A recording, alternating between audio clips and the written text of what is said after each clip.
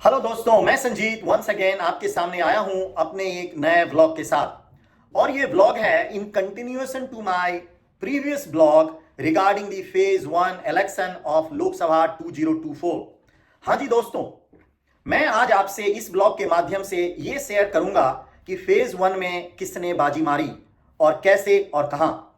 तो let me put it in clarity. आपको पता होगा फेज 1 इलेक्शन में 102 लोकसभा सीटों में इलेक्शन हुआ और ये जो सीट्स थे that has been spread across. It's starting from UP, Bihar, Tamil Nadu, West Bengal, Maharashtra, Rajasthan, Chhattisgarh and it's like big part of India. ये 102 सीट जो करीब 20-22% ऑफ टोटल लोकसभा के सीट्स में आते हैं वो थे। और इस 102 लोकसभा सीटों में 2019 के इलेक्शन के हिसाब से बीजेपी हैड अराउंड 54 सीट्स और रेस्ट जो सीट्स थे वो इंडिया गठबंधन या अदर्स के पास था। तो ये 2024 के फर्स्ट फेज के इलेक्शन में क्या हुआ।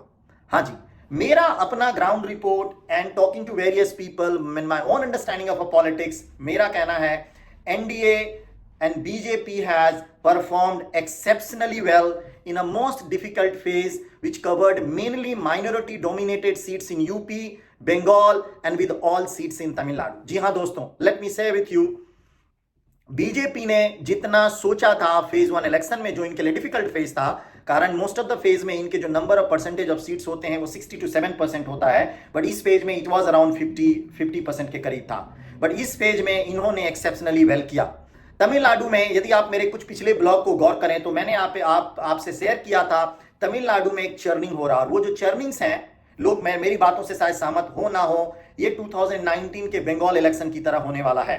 शायद नंबर ऑफ सीट्स उतना ना भी कन्वर्ट करें, बट मेरा ऐसा मानना है BJP is going to emerge as a big challenger for the DMK and Congress combined, and BJP on their own is going to have more than 5 seats in Tamil Nadu, minimum 5, maximum 9.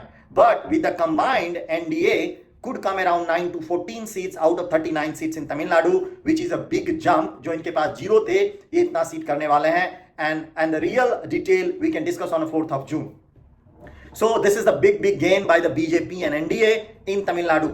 Now come to Bengal। यदि मैं बंगाल में ये 3 के 3 seats जो थे वो BJP के पास थे, वो मोस्टली नॉर्थ बंगाल एरिया के सीट्स हैं। यदि मेरी माने तो मिनिमम 2 सीट्स और मैक्सिमम 3 के 3 सीट्स बीजेपी बंगाल में जीतने वाले हैं।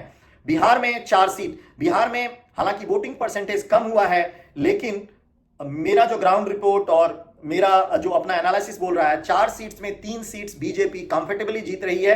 इनके मार्जिन कम होंगे, विनिंग मार्जिन जो पहले 2 लाख 2.5 लाख सीट से जीतते थे, हो सकता है वो वोटिंग परसेंटेज कम होने के कारण विनिंग मार्जिन जो है वो 1 लाख 1.5 लाख के करीब हो, लेकिन आउट ऑफ 4 3 सीट्स क्लियरली जीत रहे हैं और 1 सीट में फाइट लग रहा है, but it has a edge of a BJP.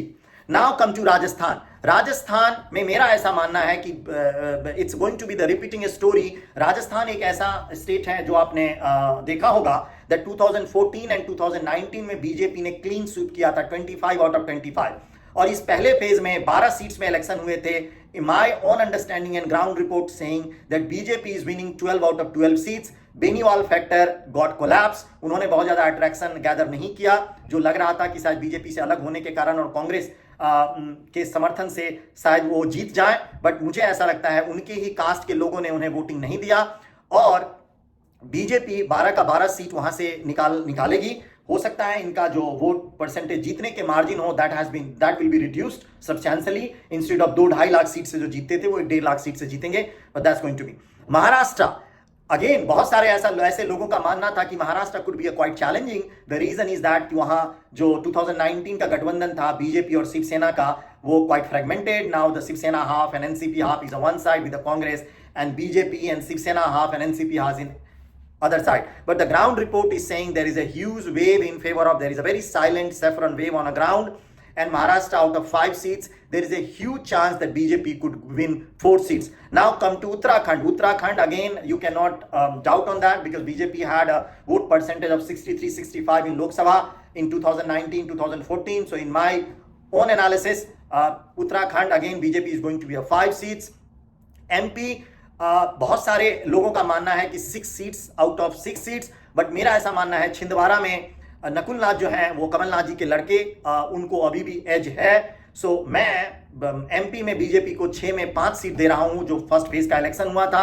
Assam में 5 सीट बीजेपी जीत रही है। द रीजन इज वहां Himanta Biswa Sharma has created a magic in such a strong base for a BJP that BJP का टैली 2019 से 2024 में यदि किसी स्टेट में परसेंटेज वाइज सबसे ज्यादा इंक्रीज करने वाले हैं, that I am putting it as Assam, जहां पे बीजेपी शायद कंप्लीटली क्लीन स्वीप कर जाए, इंक्लूडिंग 1 सीट जो जोरहट जो कि काफी प्रोमिनेंट सीट था, जहां से गोगोई साहब के लड़के खड़े थे और लग रहा था कि वो कांग्रेस का एक ट्रेडिशनल सीट है, बट मुझे ऐसा लग रहा है कि जोरहट भी इस बार कांग्रेस हार रही है और आसाम में BJP is going to do the clean sweep. Now Manipur giving both seats to NDA.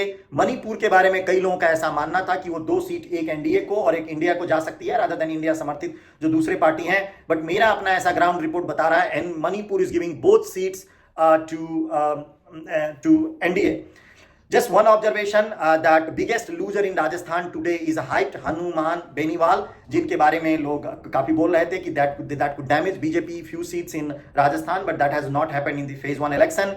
My all estimates are conservative based on ground report, error margin plus minus 2-3% because मैंने जो भी किए हैं वो डेटा कलेक्ट करके अपने स्टैटिक्स एनालिसिस से मैंने ये किए हैं। हो सकता है मैं 63 सीट आउट ऑफ 102 बीजेपी और एनडीए को फेज 1 इलेक्शन में दे रहा हूं, जो कि अराउंड 11 सीट्स ज्यादा है 2019 इलेक्शन के कंपेयर में। ये 63 कुड बी रीच टू 71 और could be come around 55 to 56 seats, both मैं एरर मार्जिन को कंसीडर करके दे रहा हूं। फेज 1 का मेरा ये एनालिसिस और ग्राउंड रिपोर्ट और मेरी अंडरस्टैंडिंग यूके में बैठ के ये एनालिसिस आपको कैसा लगा? Please share your comments and thoughts. I will welcome whether you agree or you do not agree. I will welcome both and I will share my thoughts once again. But if you like my content, please like, share and subscribe. Till the time, thank you so much for watching and take care of yourself.